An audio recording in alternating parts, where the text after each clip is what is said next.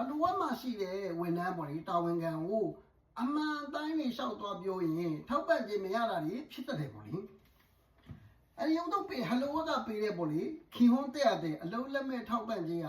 ဘယ်လိုလူတွေကိုပေးတာလဲဆိုလို့ရှိရင်အလုံးလက်မဲ့ဖြစ်နေရမယ်တစ်ချက်က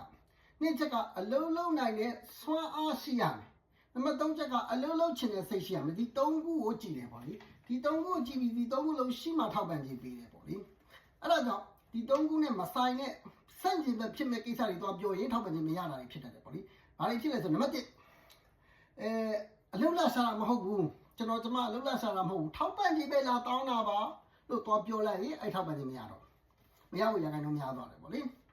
အဲ့လိုမပြောအောင်အလုံးလာစားတာပါအလုံးရှော့ကိုက်လုပ်ပေးပါဆိုပြီးတော့ထောက်ပံ့ခြင်းလေးလာဆောက်တာပါအဲ့လိုမျိုးတွဲပြီးပြောရတယ်ပေါ့လေနံပါတ်2ဒဏ်ရာရနေပါလေ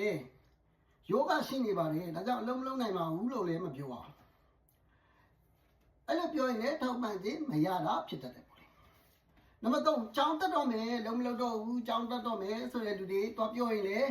ထောက်ပံ့ခြင်းမရတာတွေဖြစ်တတ်တယ်ပေါ့လေနံပါတ်4ကပေါ့လေအိမ်အလုပ်ပဲလုပ်မယ်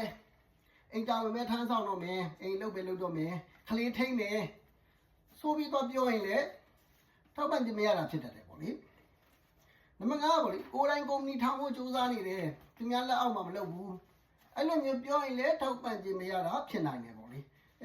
ဒီထောက်ပံ့ကြပါလို့သူများဝန်ထမ်းလုပ်မယ်စေဆိုင်လုပ်မယ်လို့ဒါမှမဟုတ်အလဘိုက်သူလုပ်မယ်လို့အဲ့လိုမျိုးပြောမှပေးတဲ့ထောက်ပံ့ခြင်းဖြစ်တယ်ပေါ့လေကိုပြောတဲ့စကားတခွန်းကြောင်းပေါ့လေကိုထောက်ပံ့ခြင်းမရတာတွေလည်းဖြစ်တတ်တယ်ပေါ့လေတချို့ဟလိုဝက်တာဝန်ခံတွေကတဘောကောင်းတယ်ပြင်ပေးတယ်တချို့တာဝန်ခံတွေကတဘောမကောင်းအမေကအဲ့လိုလားဆိုပြီးအဲ့ဒီတိုင်းပဲရေးပေးလိုက်တယ်အဲ့နောက်ဆုံးမိကြောင်မင်းထောက်ပံ့ခြင်းမရဘူးလို့ပြောတာဆိုအဲ့လိုမျိုးလည်းဖြစ်တဲ့ကြောင့်အထူးယူဆိုင်ဖို့လိုပါတယ်